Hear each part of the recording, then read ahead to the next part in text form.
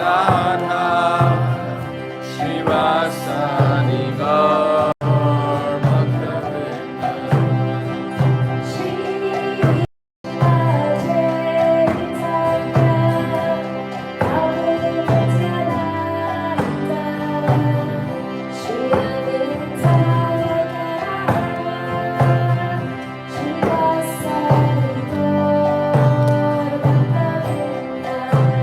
Jai Shri Krishna Chaitanya Prabhu Nityananda Shri Advaita Gadadhar Shivasadi Gaur Bhaktavinda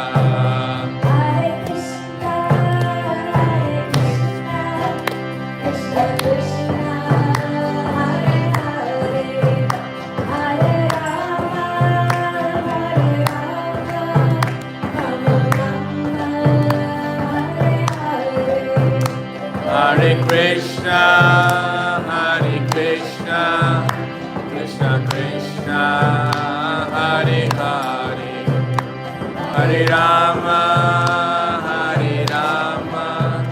Rama Rama, Hare Hare.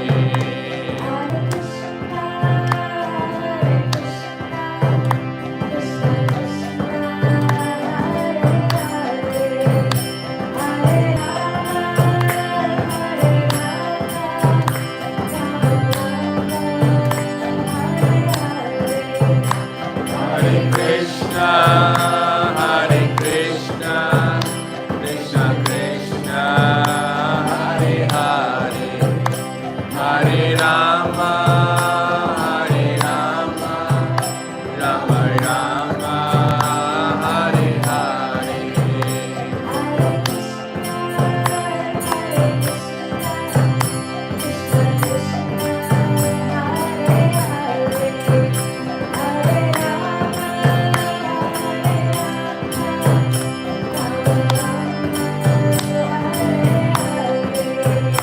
Hare Krishna,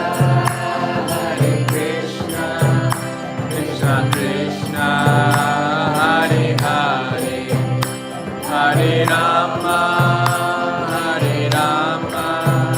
Rama Rama, Hare Hare.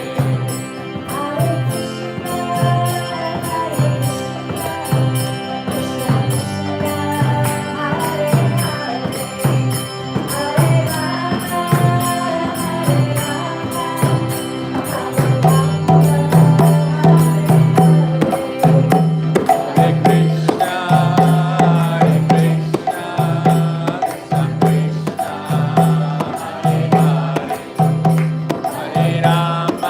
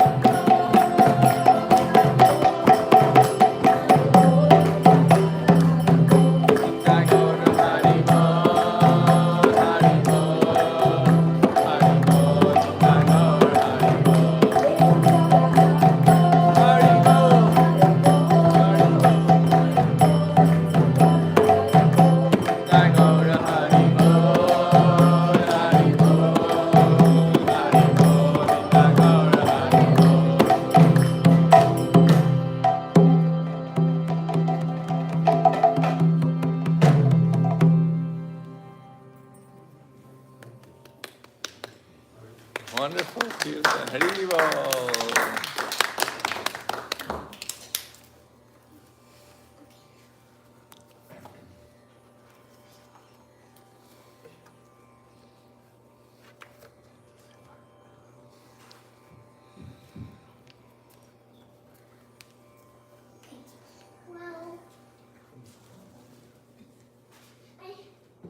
Welcome. Will you please stand up and introduce yourself?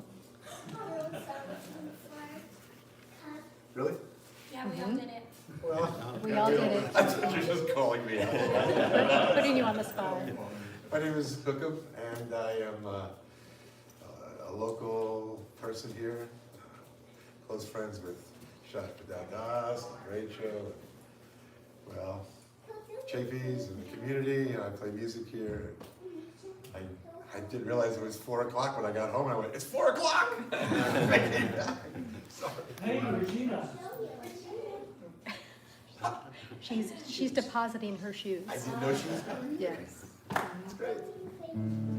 If you wish, please come a little closer. Yeah, yeah. Yeah, sure. Front row, second row. Oh, and the get up and dancing section is over here.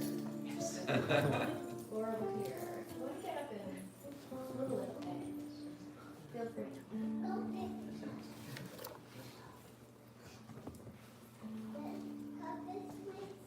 Hi, Regina. Introduce yourself. I'm Regina.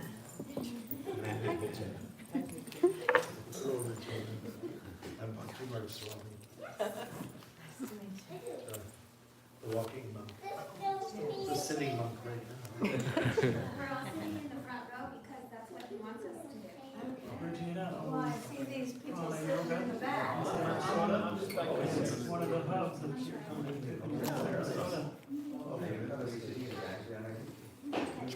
It's an honor to have you with us. Thank you. It's an honor to be here.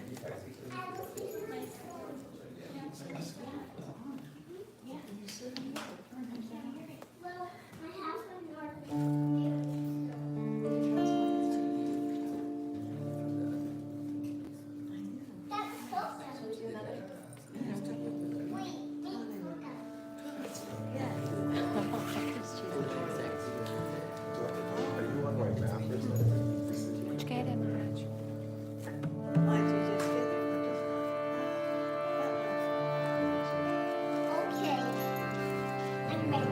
You ready? Okay.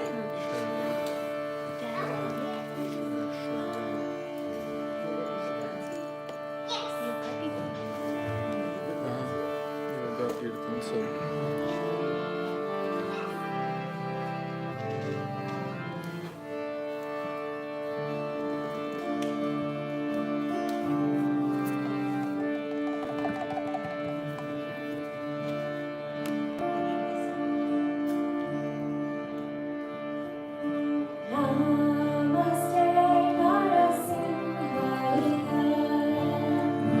Namaste Narasimhaya.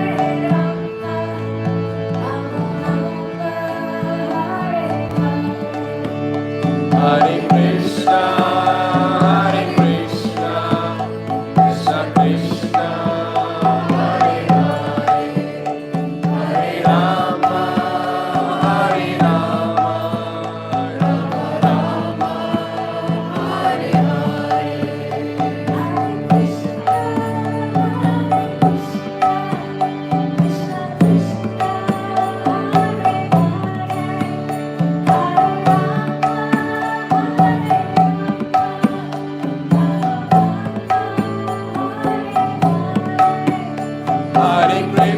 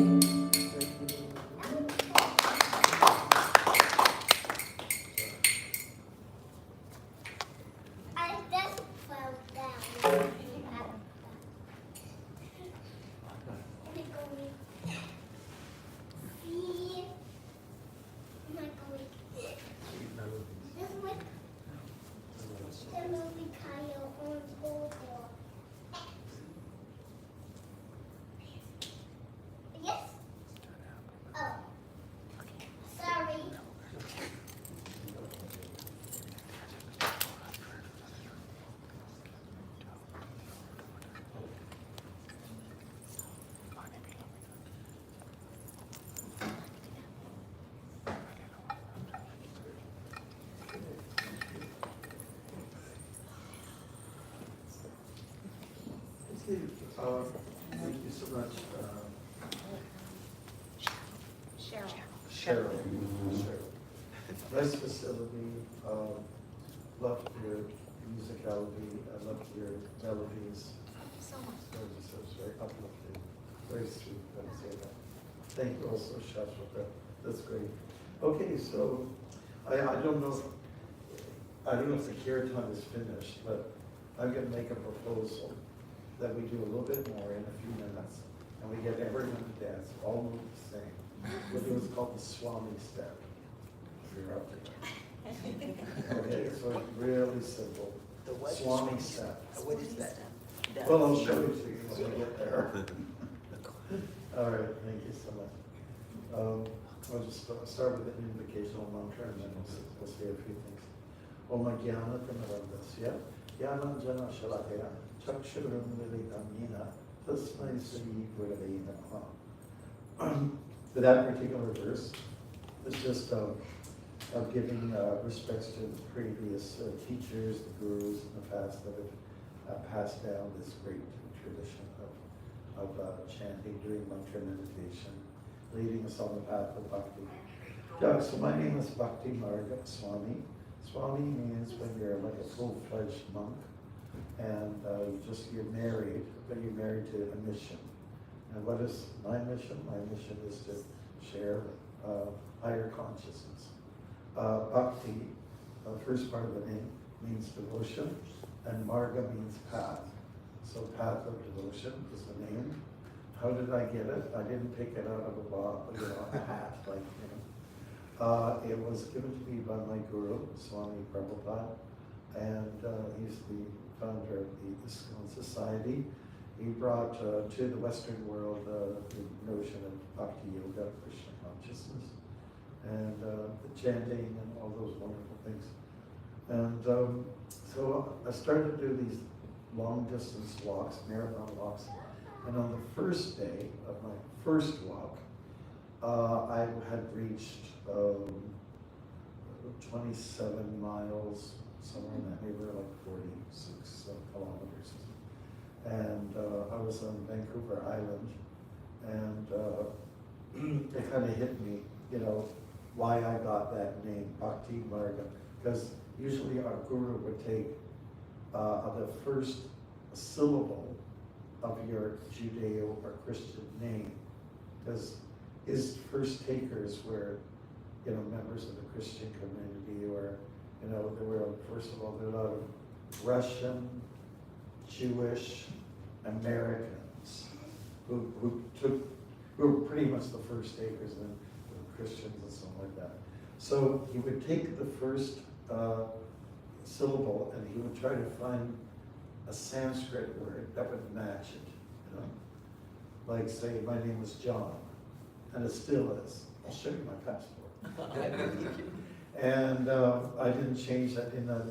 You have advantages to having several names. It's good to have a passport name and then the other name that nobody can figure out. So he gave me this name, Bhakti Marga, and it didn't match his pattern, I thought he'd give me the name Janardhan or something like that. As Sanskrit means, it's a name for the absolute, name for God, means the maintainer of everything. So he didn't do that. He sort of changed the pattern, and I was wondering why all these years, for about 25 years, I carried this name. And then it dawned on me at the first day of my marathon walk, and it was like mystical for me. I said, he knew all along that I would be doing this like devotion on the path, And I was pretty exhilarated. And I give one, Red Skelton? Anybody? Or someone's old? Okay. He would do these little kicks in the air on the side. That's what I did right on the road. I was just so excited about this find, this discovery, right? So I started to do these long walks and give it a sort of a different definition to bhakti. Bhakti means devotion, and it's like a deep love. It's a profound love for the divine. And it's not so much for the flesh, it has much more to do with that which maybe you can't see, that which is invisible, but that which can be felt. And so I thought, let me take bhakti on the road. And but I'm not the first person. I can't take the claim. There are many people who have preceded me in this practice. Actually, it's called parikrama in Sanskrit, which means to go and travel on foot. Or there's another term called pada yatra. Pada means foot, yatra, festival on foot. Pada also pedestrian. Does it ring a bell? Pedestrian. There's a lot of our, let's say, Anglo words come from the Indo culture, right? And we call it pilgrimage, right? And many sadhus and sages and yogis have done this in the past. There's a whole history of them going oftentimes in solos, sometimes in groups, to the Himalayas or anywhere which was remote, I guess you could say. And it was a few years ago, I was in Dehradun district. It's kind of like the edge of the Himalayas. And there's a lot of Buddhists have settled up from Tibet. India's always been that kind of country. So, you have some problem back home? Come on in. You know, it's kind of like that. That's always been the mood, you know. And so there's this one particular cave at Dehradun refers to Drona. Drona, the great warrior that we hear about, yogi, warrior, etc., who spent time in this one cave. And I took the opportunity, so it was pointed out to me by several people, Drona, he's a cave, you know. So I went in there, and naturally it's quite cool, it was kind of wet, but I was chanting mantras like this. I didn't have instruments. They would probably get damaged real fast because of the nature of the moisture of the place, but it was a real cool place.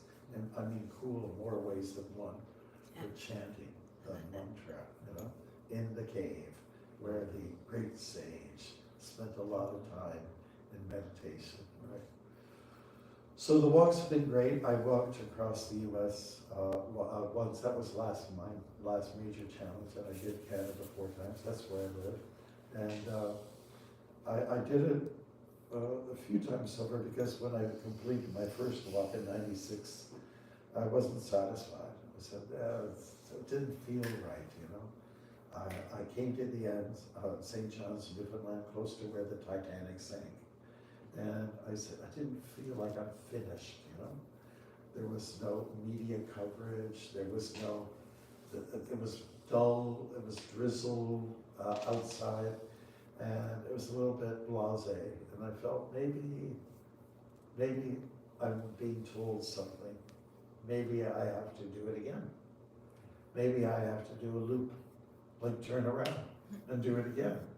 After all, one of the biggest challenges, you might not think about this, but when you do these kind of marathons along the side of the road, which was my routine, you're dealing with a terrible tilt, the TT.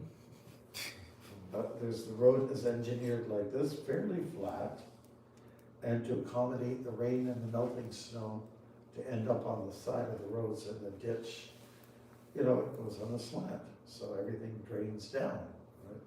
So if you're walking on this kind of a dynamic for several months, and it took 7.5 months to do that first walk, I felt quite a bit of pain, the sciatica and everything. I was getting these feelings that I think maybe I have to do it again and just kind of do it, go the opposite way to correct. That was one of my motivations for doing it once again. So in terms of sharing, well, first of all, the benefits from walking, I think we're meant for that. Again, for the old folks here, and these boots were made for walking, and that's just what they'll do. Okay, so these bodies were made for walking, and that's just what they'll do. And we're meant to, from head to toe, we're engineered for that, right? And in the kind of lazy boy culture that we live in right now, We're just not doing enough of that. That's a fact. And, but I felt great after the first walk, apart from this, this pain that was getting down my thigh. I just had to do it again. And so for reasons of physical health, also, I spent many years living in a temple, in the ashram, and the temple food to accommodate the deities tends to sometimes be a little bit too rich. So I wanted to, call the shots, and I just wanted to have the food that I wanted to eat, like, so more raw, macrobiotic, and not more in that vein, some hummus, not Hamas, but hummus, and tortillas. I'll tell you, I'll make your mouth water. The best olives you could find on the market, some cherry tomatoes, some green peppers and some baby spinach. And then you have to put a little bit what called black salt on there, or hing. Does anybody know what hing is? Oh my God, it's to die for. You put that in there and you roll it up, and it gives you all the colors are there, the nourishment, the sodium, the salts that you want to sort of bring back into your system because you released some of it, enough of it, right? So that would be my mainstay for in terms of the food. Myself and my support person, we also got into exploring what is in the ditch, what grows out there in terms of natural veggies. On the top of the list is fiddleheads. Anybody know fiddle? If you're from New York State, you'll know what I'm talking about, right? And what else? Wild sweet peas and parts of the cattail plant, which is the most versatile of them all. And just there's a host of other things, And it was fun. It was a little bit labor intensive, but nevertheless, we had our crack at it, and it was good. The tendency to fall sick while doing this marathon is very slim. You're getting sufficient sunshine. You're meeting brother, sun, sister, moon. You are making contact with Vayu, the wind god, and a regular contact. And it's so beautiful just to be out there. So in terms of sharing with the human race, now you get a chance to see a lot of wildlife. And the most wild of them all is the Homo sapiens. Yeah, they're the wildest of all. And yet, there's an opportunity to make friends, Any wild creature can be tamed, after all. There just has to be a little bit of a will.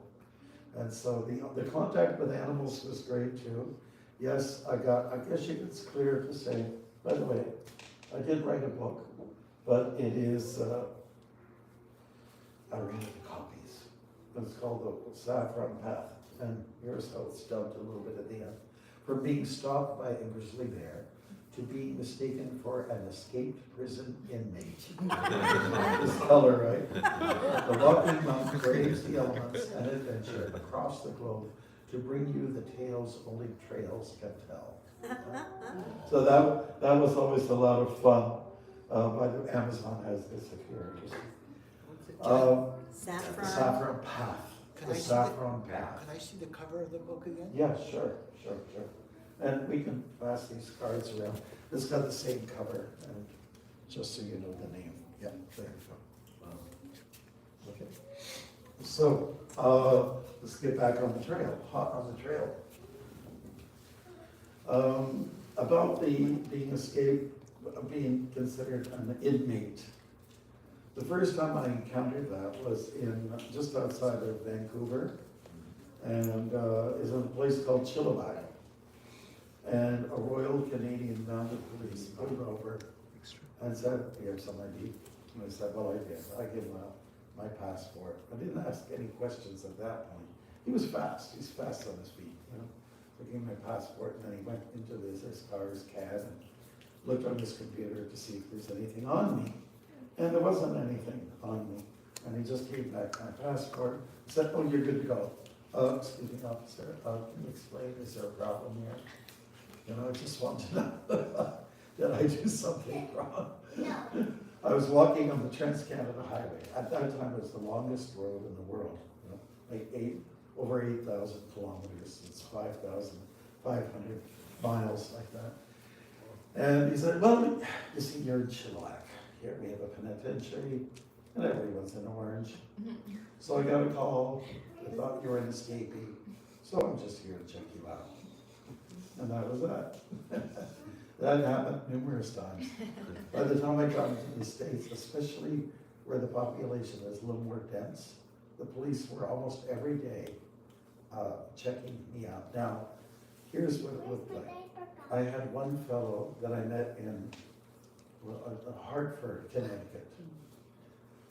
He came to our program in Hartford to celebrate Radharani. Radha is the goddess, the consort of Krishna. So we had a big day to celebrate her.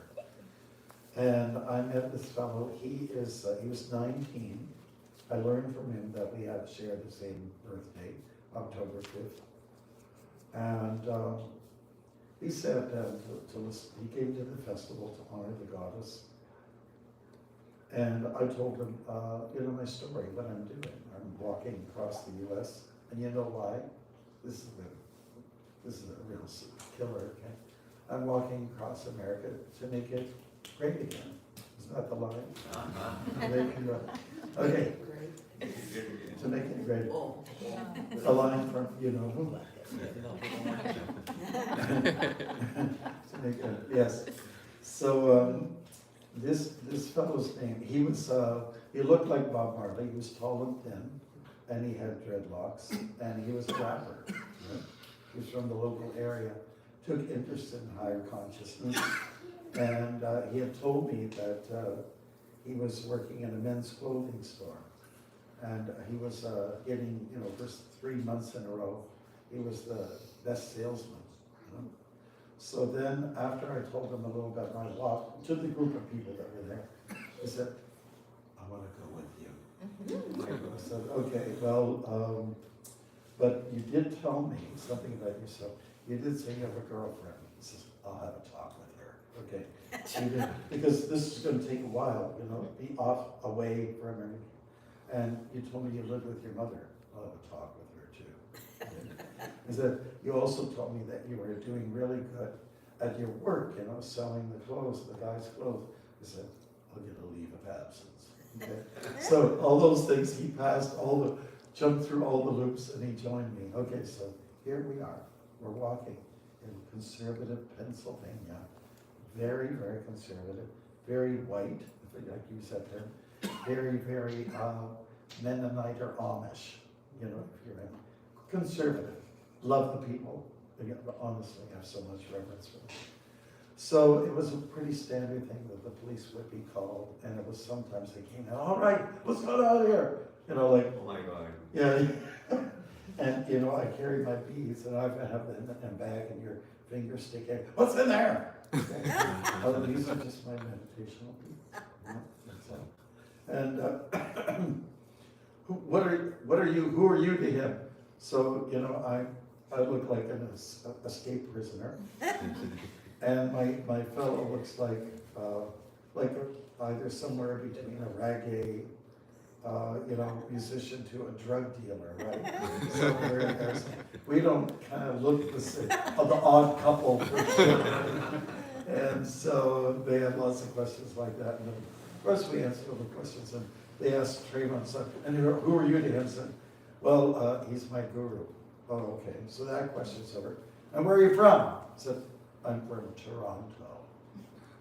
And then now I'm a tourist, so they toned down, right? Gotta be nice to tourists, So that was happening once or twice a day, on the northeast side especially. My route was this. I went from Boston to Butler, Pennsylvania, and from Butler to New York. Why that route? Because that's when our guru first came in 1965. That's the route he took. He spent 1 month in Butler because his sponsor, her name was Sally Agarwal, she signed the papers for him. Who's Sally Agarwal? Well, her husband, Gopal, was known by our guru But he wasn't yet in have his PR, like what do you call it, permanent residential status, right? But she did. She's a blonde gal from America, from Pennsylvania. And so she signed the papers just to please her husband. And so one day, this very small man, brown man, 5'3" came at the door, kind of like, I'm here. She never thought anything would come of it. So anyways, that's where they lived in Butler. He spent 1 month there, and then went to New York, where he started the whole mission. Now, 1965 was a really special time.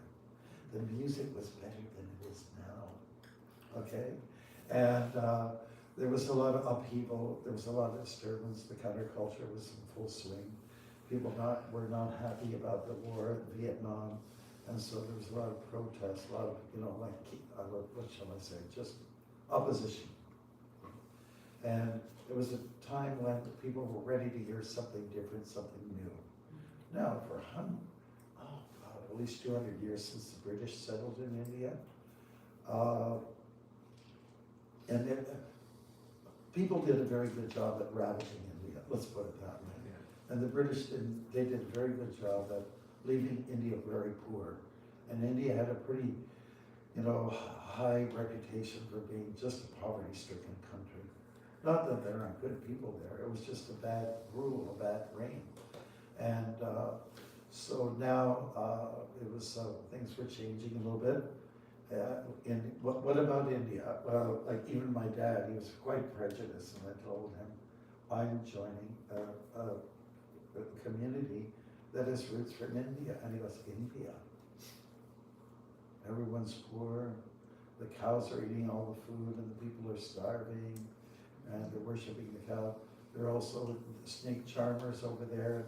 One thing after the other, all the stereotypical stigmas that India carried for some time. Now things are different. Now it's a world power. Now it's India's exporting. It shows that they're competent people over there, right? So Prabhupada came, and he offered an alternative to all these young people, let's say, who were a little disillusioned and, let's say, definitely very unhappy and looking for an alternative. So he offered it to them, and that alternative was Bhakti Yoga. So anyways, getting back to the road again, I spent 6 weeks on the road. Then because of my responsibilities, yes. Where did you sleep? Oh, I'll tell about that. I'll just give you my route and then thank you for that question. So then the next year, because I had a lot of obligations, I had to go to marriages and things like that. Sometimes sign the papers, so I couldn't be on the road. And then there's something called winter. It's not the best time to walk in the Midwest in the winter time, right? So then I picked up again in 2016, which would celebrate 50 years since we, signed the papers to be like an official Bhakti Yoga organization, ISKCON, International Society for Krishna Consciousness. So it's celebrating. That first year was to celebrate when our Swami got off the boat. Next year to celebrate the officiating of the movement.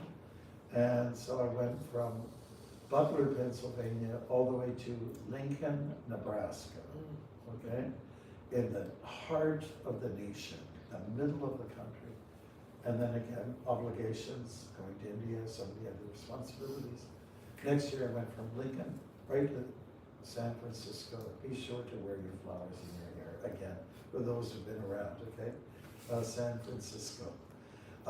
It was a great experience. The methodology is I always had a support person. That person would check on me once in a while to see if I'm still alive. There are things out there to be concerned about. Bears, cougars, things like that, and people again, fast drivers, reckless drivers. Where do we stay? Well, we usually stayed, I was very lucky in America because, most of the hospitality industry is operated, much of it is, let's put it up, 80% of your regular sort of, you know, 2-story or 3-story hotels are run by Gujarati. They're called patels. So you call it patel motels, right? And they're the most inclined towards Krishna, the deity Krishna. And so this patel would let us stay, me and my support person, in, you know, just have a room. And then he would tell the next patel in the next city, oh, there's Swamiji is coming, right? Oh, wow. So the nice thing about it is that not only would they give you accommodation, they'd also, Swamiji, we will cook for you, right? So we had that advantage. I didn't have to set up a tent at all in America. Wow.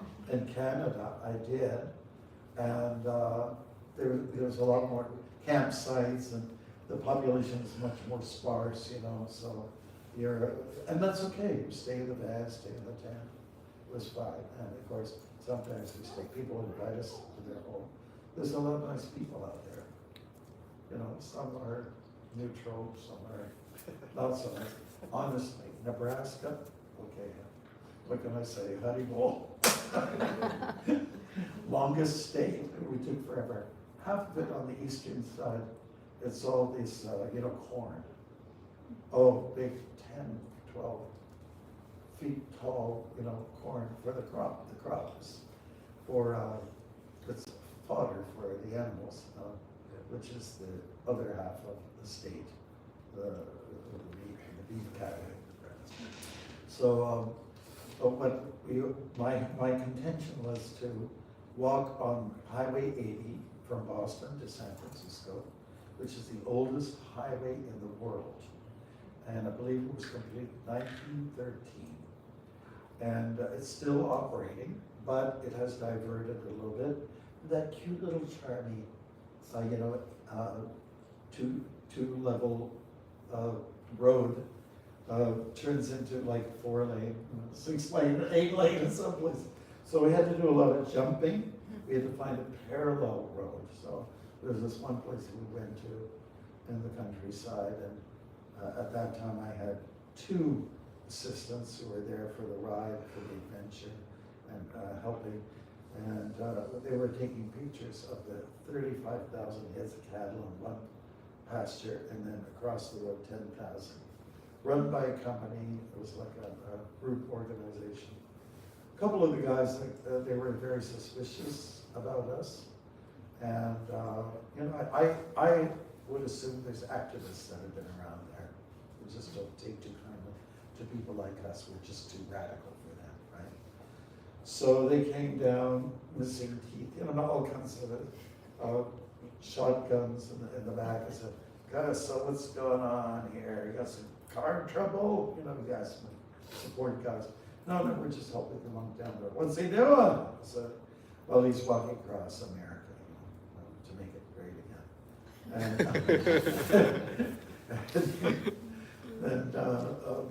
And they said, no, not anymore. He ain't not, you know, and then the colorful language comes out, non-monk kind of language and stuff like that. Then they come to meet me, so that's it, you know, all this stuff. It's just like out of the movies, you know. So you get a little bit of that, and said, well, I'm almost finishing. I just have another mile or 2 to go, and I'm finished, you know. So I was, you know, being pushed around by these bullies, you know. So, in fact, I just want to tell you, you feel so empowered sometimes when you're on the road. I was at Lake Superior. This is on my second walk across Canada. And there was this officer who pulled over to check on me on the Trans-Canada Highway. And he was curious. It was fairly early in the morning. It was an overcast day. I remember it very well. And this is by Pancake Bay, the Lake Superior. Just an absolutely beautiful spot. World's best kept secret. I would say that. And so he says, so what's happening? So I give him my little flyer, tells the information. Has anyone checked on you? Checked you out?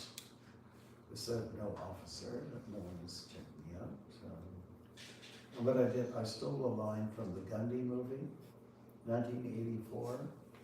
There are all these followers of Gandhi in the movie, you know, Ben Kingsley did a fantastic job. And I guess they reenacted something. And all these local people are behind him. And then there's an officer, what's going on? You know, a British guy. So, well, he said, I'm an Indian citizen walking in my own country. So I took that line and I changed it. I'm a Canadian citizen walking in my own country. Maybe he came across a little snooty, but you know, he was snooty with me. So I just let him have it a little bit. And so he asked me again, so no one's checked you out? So, officer, I'm not doing anything wrong here. You know, do you have some ID? You know, so, no, it's left with my support guy at the campsite nearby. If you want, you can check him out, blah, blah, blah, blah, go and see him. And so I went down. Then a few minutes passed by, I kept walking, and he came back to me. And again, like as if there was some wires missing that day for him. Are you sure no one checked you out? And I just lost it, you know, as a Swami, you're supposed to control yourself. But once in a while you can let people have it, you know. With a huff and a puff, I said, listen, officer, I'm doing nothing wrong here. I was born in this country, I'm walking in this country, there's nothing wrong with it. So I don't need to be checked out. But if you want to check out people, you should check out all these motorists. They're killing the bears, they're killing the moose. I see several moose dead every day because they get hit by the cars. These cars, these motorists, are polluting the environment, they're making a lot of noise, and they're just a nuisance. Those are the people that you should be checking out. And I just let him have it, and I just walked away, and I felt really good. I felt like an activist. I would say, though, that the authorities were really great with me. They were super nice in general, and they would be kind, and you know, even offer sometimes like a little cash donation, you know, which I don't think they're supposed to do on the job, you know, but they did it, you know, and so that was there. So in terms of the practicality of it all, I would be walking, you know, on the average 42 kilometers a day, which is like 26 miles, and that is a marathon, according to the gurus of the Olympics in Athens. And I didn't know it was, but that's what I was doing. Yeah, I found out later on. Yeah, so those are some of the things. My intent also was to go out and meet friends, get a little more familiar with the, let's say, how to deal with media, get on radio stations, and just tell them the simple act of walking is the best thing you can do for yourself, that type of thing, you know. And it's part of a tradition for monks do this kind of thing. And what else? Just connecting with people, learning detachment. It's like a personal endeavor, learning how to be detached from the world. And that comes easy when you're dealing with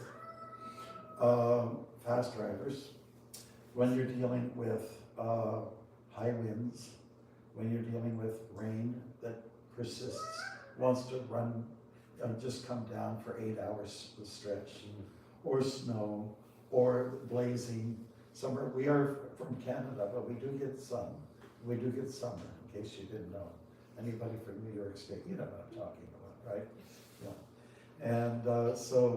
And that's really part of the exercise. You're having a workout by walking, and you're also having a work in, you know, you're working on yourself inside, learning to not get entangled with the things around you. It's like some of the monks that we study about, some of the Goswamis, they lived very simple, especially the ones from Vrindavan, North India, which is like a 3-4 hour drive from Delhi. They exercised this very well. Some of them would not stay, they would sleep at night under a tree. That was their house. But it wouldn't be 2 trees, you know, 2 consecutive days in a row. because there's the fear that you get too attached to your tree, right? And it's not even your tree, but there's a tendency to say that. One thing that I always keep in my mind that came from our Guru Prabhupada, he was walking along with some of his, American boys and girls, and he said boys and girls because he was in his 70s and they were in their 20s, so it's justified, boys and girls. So he came to one, there was a tree, and it had bird droppings, under the tree. And then with his walking cane, he pointed out and he said, "So what does this mean?" And everyone's looking at the bird droppings. And they're looking at each other quite bewildered. He said, "What does this mean?" He repeated it. And they didn't know, so they were trying to figure out, is this something like tea leaves? And they fall in different places. There's some kind of message to be understood from that. And they were quite stumbled, And he just pointed out, this here, these droppings, means that the birds are very attached to their apartments. That they've got a nest naturally, and that's where they release, right? So it was a point that he made that we get quite hooked onto something that we get possessive over, and that's it. And you're not going to be able to take it with you when people sing the song, "Time to say goodbye." So there's a lesson in that. The beauty of walking constantly is that you see something new every day, and it's always wondrous, it's always magical, and you meet wonderful people with great opportunities. When I first sat here, Joshua, and it just sort of hit me, I just feel, it brought me back to when I was in Carson City, which is very close to California in Nevada. And I was walking in the morning, early one day. It's one of those days where you can sort of, someone will take a picture of you and you put the sun is in your finger. Have you ever done that before? So a woman came over and she said, she was in tears and she was very touched by the mission, the walking mission and everything like that. And she had rescued an animal, a dog, and she was connected to a group of folks who all have done the same thing, an animal that was abused, particularly in the canine field, in that species. And so do you think we could, you could do something for me? And I said, well, tell me what it is. I was wondering if I could bring a group of friends together and we could do a dog blessing. And I said, okay, sure, why not? I'm going towards San Francisco. I'm going to Francesco's city. Francesco, who's, St. Francis of Assisi, who was so good to the animals, right? And so it was quite magical. We all agreed further down the road when I got closer to Carson City that we'd do something in a park. And it was super hot, and we stayed in the shade. It was one of those kind of days where you're in the shade, it's okay, but then the shade moves. Well, the sun moves, and the shade, and you keep moving, shifting over like that. So about a dozen people came with their dogs that their dog owners were very much in love with. And so we did a dog blessing.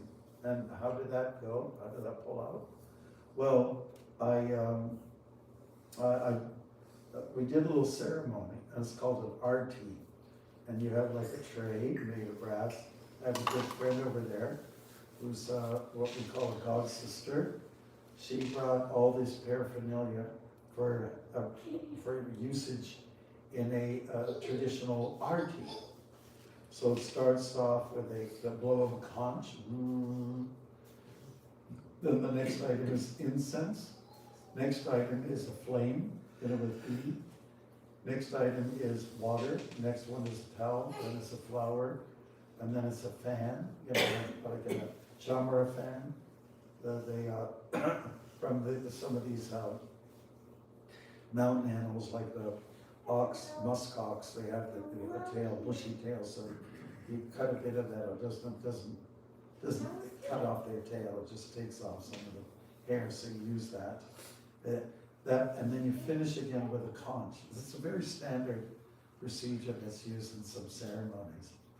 So I put a picture, we were all sitting on the grass, and all the dogs were in the front. Behind them was the dog owners, and we arranged for almost like a perfect curve, a semicircle. You know? And so I had in front of me a picture of my guru. There's a picture in there. And I offered all the items to him, you know, as a way to say thank you, gratitude.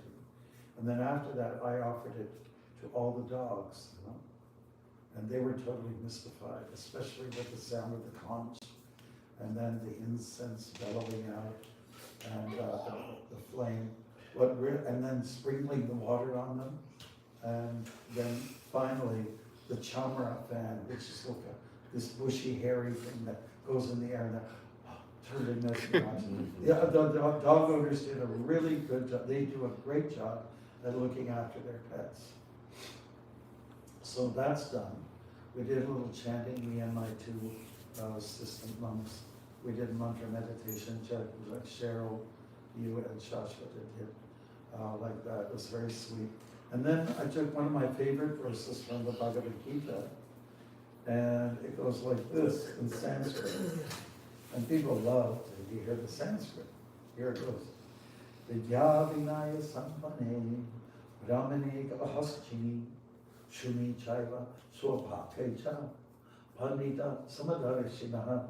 And what that means is the humble sage, by virtue of true knowledge, sees with equal vision a learned and gentle Brahman, a cow, an elephant, a dog, and a dog eater, referring to like an outcast. Some people eat dogs in some parts of the world too, it's atrocious, but some people eat cows, which is atrocious to some of us. We spoke from this verse, and they loved the verse, and I gave a purport to it. So mission was accomplished. We went on for a good hour or so, and I felt I'd done something that I had never done before, which was to do a mass dog blessing. I felt really good. So then, I'll just have to tell you, I'm getting close to the end of my journey. Yes. Okay, all right. Okay, so then the next day, I'm clearly now in California, the Sierra Nevada, mountains and so on like that. And I met a couple, and they pulled over and said, what's going on? I said, well, I'm a monk, and I'm walking across America. I'm coming close to the end of my trek, you know. And this was a time when there's a lot of fires going on in California, you know, and unfortunately we didn't really run into any major disaster personally. But the fellow was in the car. They were a very good looking couple.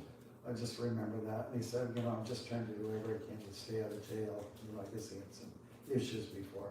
But then the other issue came up. And that is, well, you know, we're trying very hard to have a child.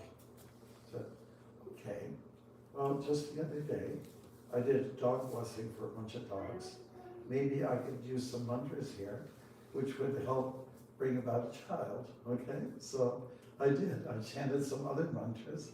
I didn't have any specific ones, just the general ones. I chanted the Maha Mantra, and I thought that was good enough. And they went away quite happy. But before they went, I said, please contact me. Here's my card. And let me know if anything has happened. You know? But I never heard from them. But anyways, wisdom up. The whole idea is to make contact with folks. Connect on a level that people aren't so accustomed to. So it really helps when you're dressed like this. When from afar, a motorist is going on, that's a traffic cone, okay. It's a moving traffic cone. It's moving, it's moving. And then they get closer and closer. oh, it's a monk, oh my God. So then, then we make friends. They pull over and we chat, And I've been called many different things: Jesus, Buddha boy, Gandhi, Kevin Spacey, Arrowhead, Grasshopper, who's a martial artist, all kinds of different things, usually on a good tone, people are there. There's a lot of richness on the highway, wherever there are people, expect conflict and suffering, but you can also expect some joy. So I was near the capital city of Ottawa, and I had such good coverage.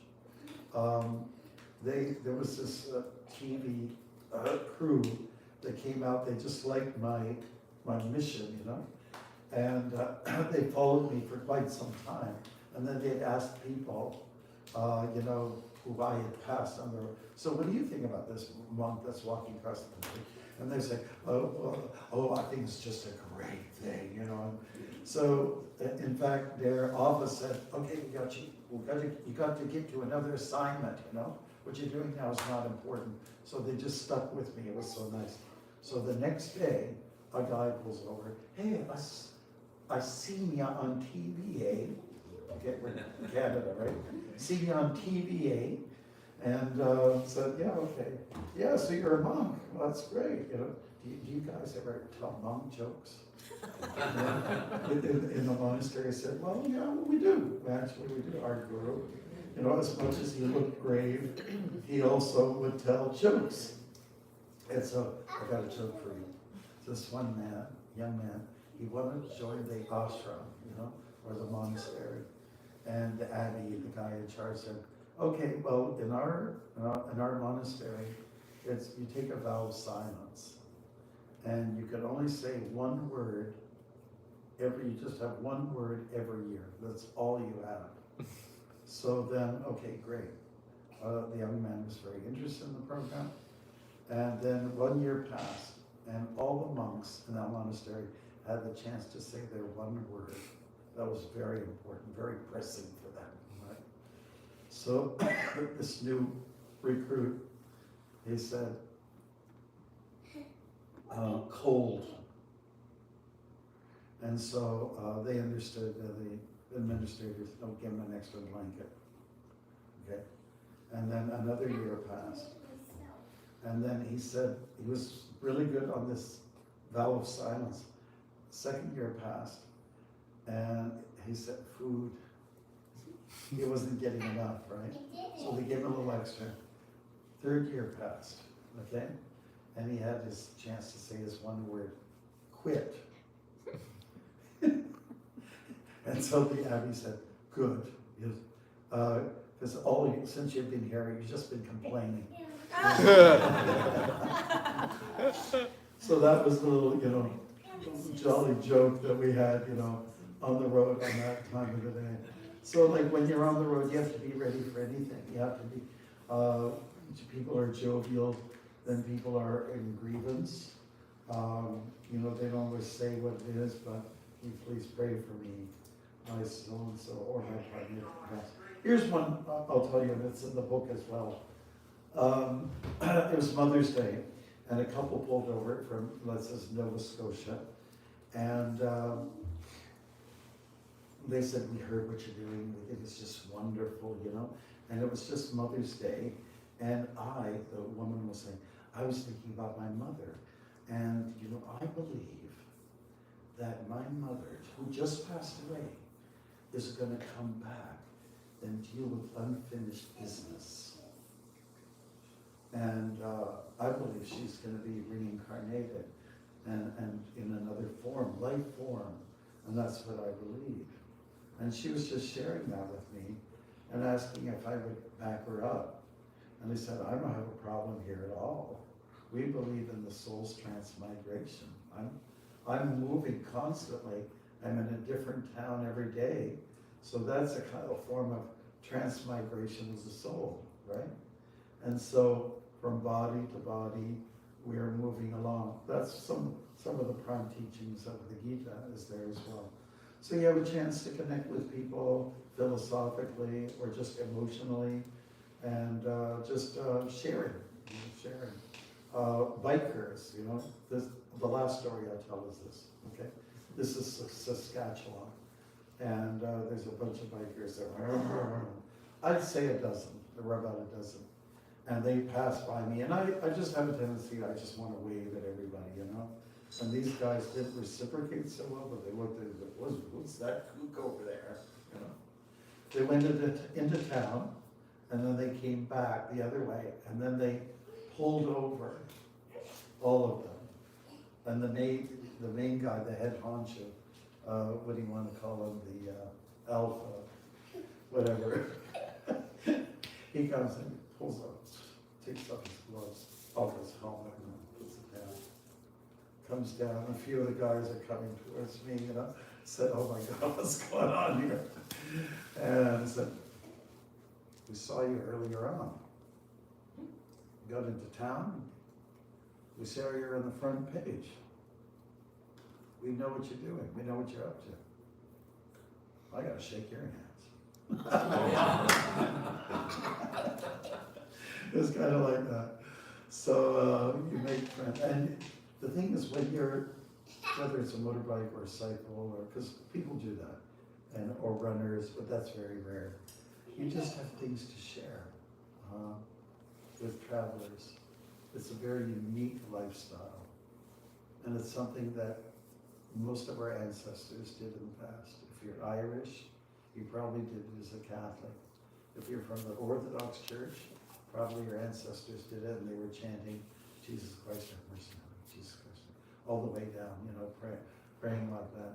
Or definitely if you're from a Hindu background, or a Buddhist background, or indigenous, our indigenous people in North America, they were up to those kind of things, on a vision quest, going solo, fasting for some time, trying to find yourself, or cross over a threshold. So that's kind of like what the walking is all about. And one of my main statements out there was, we have to get back in touch with ourselves. We need to reintroduce the walking culture. I will just tell you something, I've traveled a lot of places. In America, here, we don't walk much. We just don't walk much. And I've walked through some of these cute little towns that like Victorian style, and all that nice red brick, and the design is a certain way. Frankly, they're like maintained quite well, but there's hardly anybody down the street. Hardly anybody's walking. Well, if you go to India, that's where people walk, but we don't do it here. And it's something that's really kind of missing. And why is it important? Because we need the human connection. I have a great fear about our world, our culture, and I'm talking about the US, Canada, the whole. Depression, loneliness, which leads to depression. Depression leads to all other kinds of ailments. And it's coming, it's already happening. And the breakdown of the family, and all those kinds, that's a big concern for me. So we're kind of caught up in this particular culture. What can save us is this kind of thing. People get together and do nice music, sweet music. And I'm a lover of instrumental, Western, classical stuff. I'm a lover of some of the 60s music. I'm not a big fan of a lot of the stuff today. The lyrics have to grab me, but the lyrics that are out there don't grab me, It's what we say in yogic terms, it's tamasic, like destructive, self-destructive. In the Bhagavad Gita, you look at 3 energies.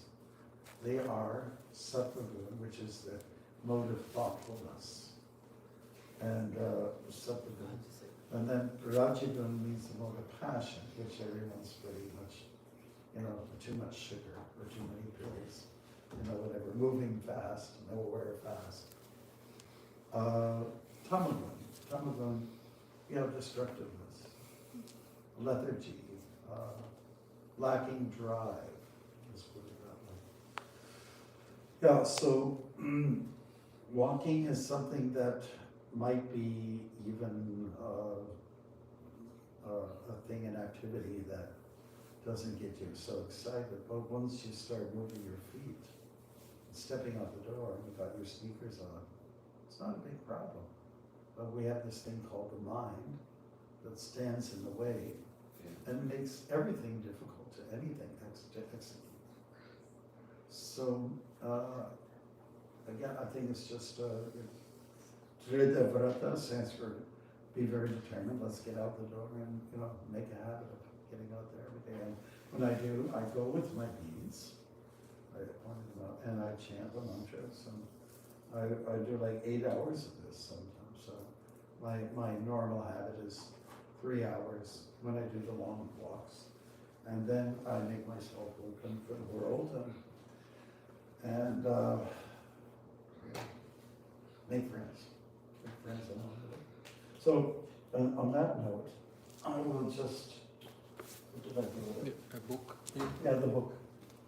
Oh, okay. Can I? Okay, this was here before. Nice. Okay. 2 books that look the same.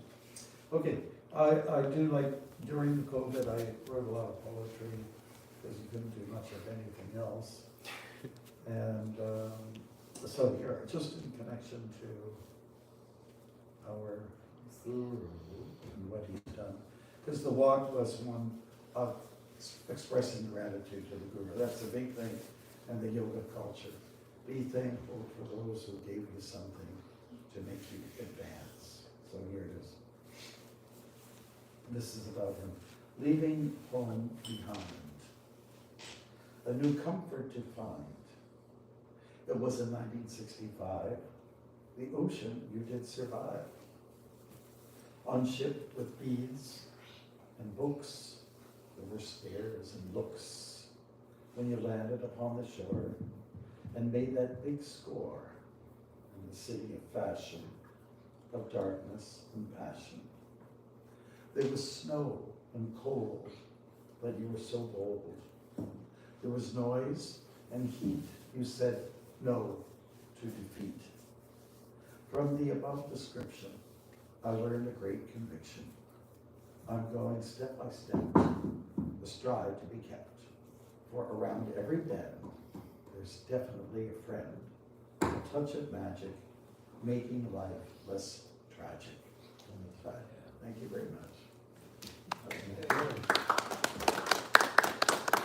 So, I think we're doing good for time, and I guess if anybody has any questions about not just the procedure, but anything else, I'd be happy to share.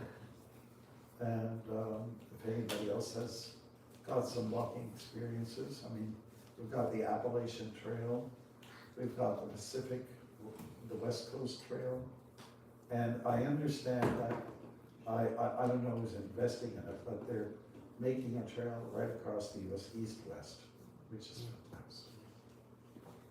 That could just, that will be a cultural event for people. In Spain, they have the famous Camino. Well, we need something in America like that. A place where you walk day after day, and you come back enriched for some people, a changed person. Thank you very much for listening.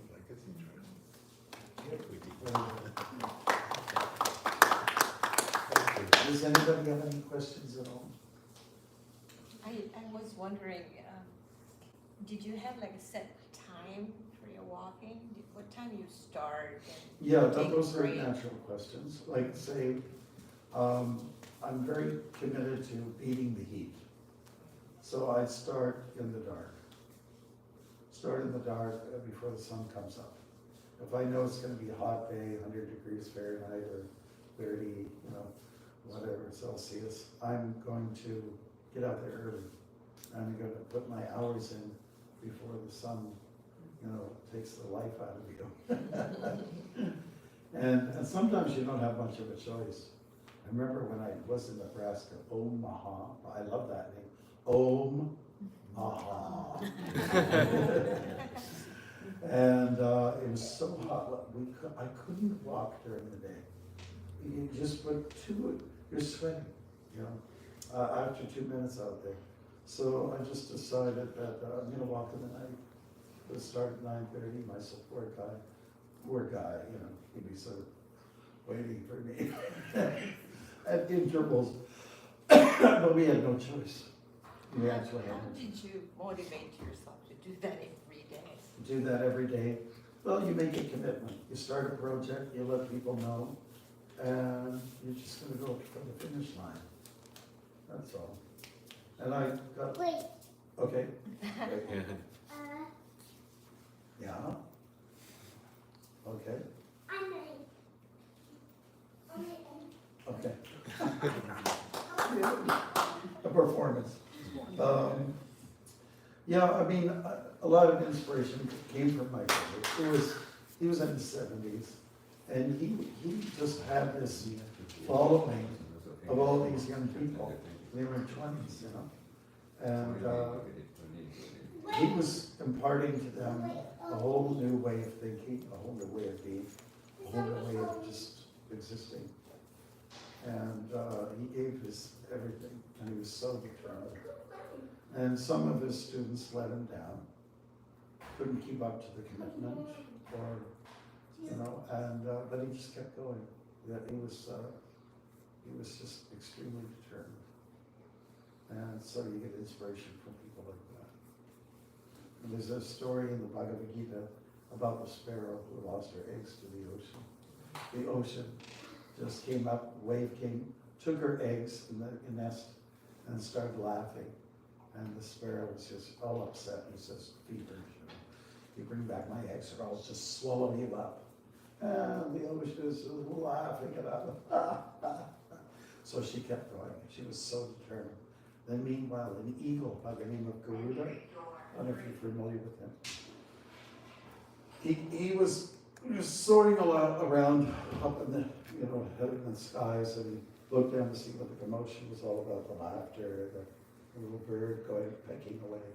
And so he came down, landed, whatever, came for a landing, and said, "What's wrong, Sister Bird?"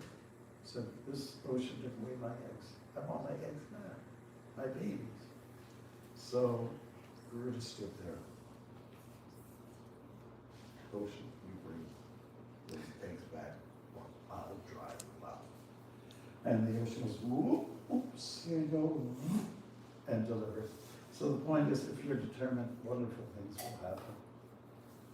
And inspiration comes from other people who have done amazing things along those lines. There was a time we had no automobiles. That was the way you get around. And I think in many ways we were better off. How so? Well, you were neighborly, you shared, you saw each other. Now what really bums me out, if I can say, most cars have dark tinted glass. You can't even see them. I go like this, says, I wonder if they wave back, but a few years ago, you could see everybody's, this kind of thing, reciprocation. So it's, yes, determined, it's watching other people do incredible things. Did you ever end up with a crowd following you, like Forrest Gump, you know, when he Yeah, walked across? Forrest Gump. Well, I have to say about Forrest Gump, I got very inspired because I was, as a monk, I didn't watch movies for years. And then my support guy said, you gotta watch Forrest Gump, you just got to. You know? And so we stayed at someone's house and we had one of those videos in there. And he just fast forward anything that a monk is not supposed to look at. But I thought it was a pretty clean movie when I saw it years later. And yeah, I was very inspired because here was when young Forrest was running, bullies were after him, right? And he was in braces, and then suddenly a miracle happened. The braces were, and he outran the bullies, you know? So he was just very determined, and that's, you know, so people following, no. But occasionally, you'll have a small group, they'll sort of time it. Here's the disappointment, okay? They've been talking about it for days. We're gonna join you, Maharaj, we're gonna join you. And then it's that day, they've determined to come. So I'm waiting, I keep going and waiting, when are they gonna show up? I'm almost finished my walk, and you just got 1 kilometer left to do it. They, okay, we're ready to go. They unloaded it, and we're ready to go. I said, oh, I'm almost finished, you know, I was waiting for you all this time. Tree planters are some of the nicest people to walk with. They kind of like, they're an adventuresome group. And, but you, to be honest with you, see, on the highway, it's Rajagun. It's the mode of passion, that second energy we're talking about. Everyone's in a hurry. If you happen to meet someone on a walking trail, it's a little different. You might go a few miles with them, you know. But no, that kind of thing doesn't happen very often. And you know what? I prefer it doesn't, because there's always someone who's gonna slow you down, and that drives me nuts. And when I'm tired, I wanna take a nap behind a tree or a rock when I wanna do it, not on anybody else's terms. Yes, but you have another question? I didn't have a question, I was gonna share that, you know, hearing your,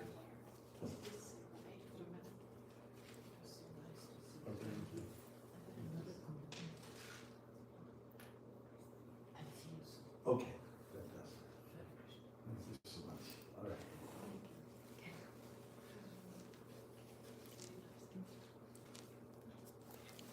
hearing about what you've done walking, reminded me a little bit of the story of when Prabhupada came to America, I think for the first time on that ship. Sure. It was not a passenger ship, and he was over 70, he didn't have any money. Mhm. So your walking was similar to Prabhupada's adventure because he was inspired by God to do what he did in the same way, although it was not on a boat, it was walking in a new place that you'd never been, a challenging adventure, but because you were both inspired by the divine.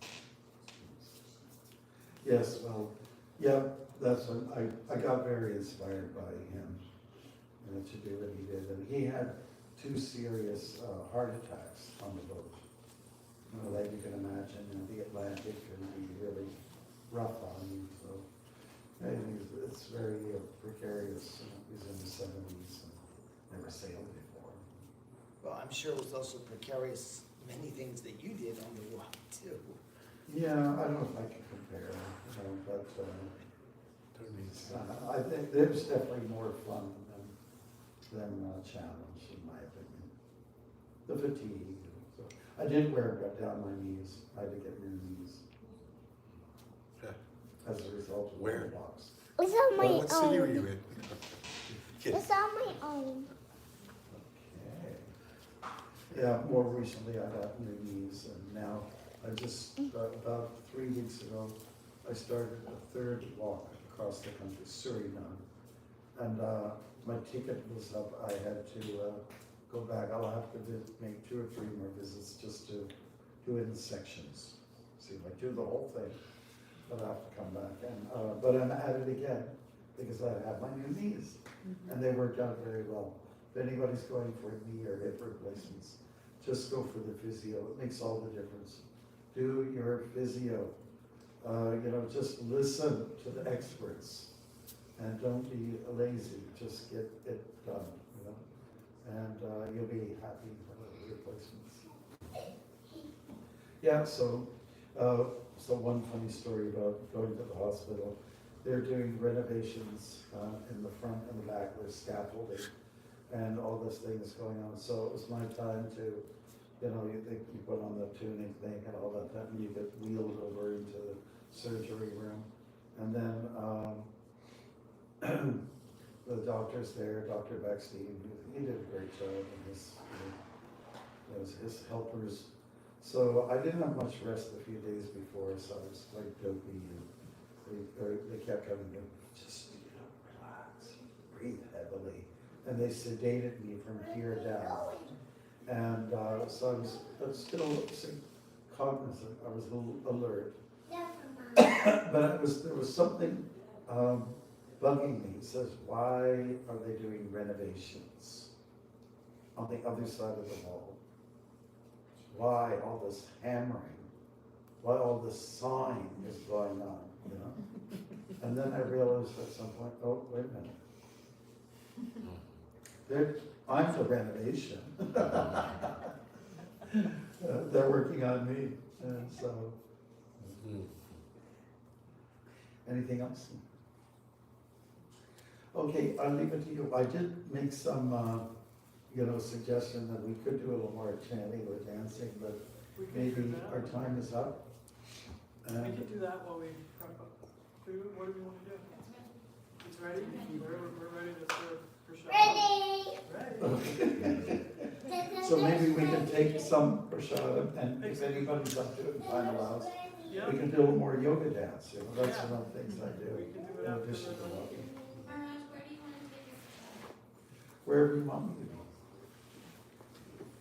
But you take care of everyone else, and I'll be the last guy. Is that okay? All right.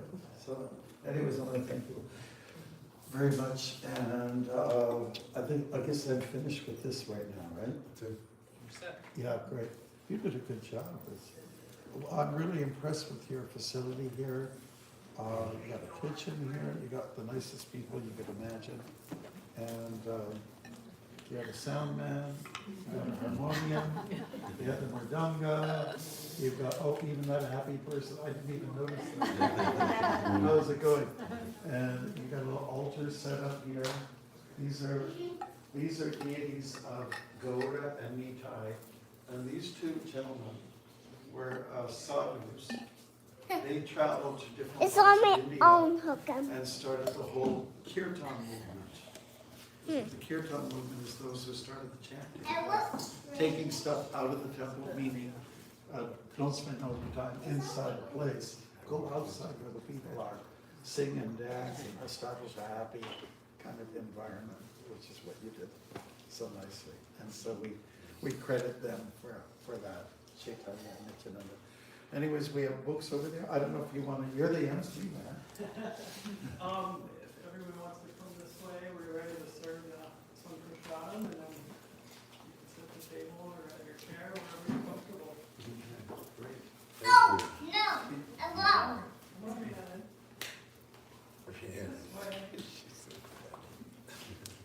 But thank you very much. Thank you. We'll be around. We can certainly talk more. Okay. Shoot the breeze. Not the monk. So I understand you're also a networker, a yoga teacher. I was trying to turn this off. I do. I operate a studio. Oh, nice. Oh, my goodness.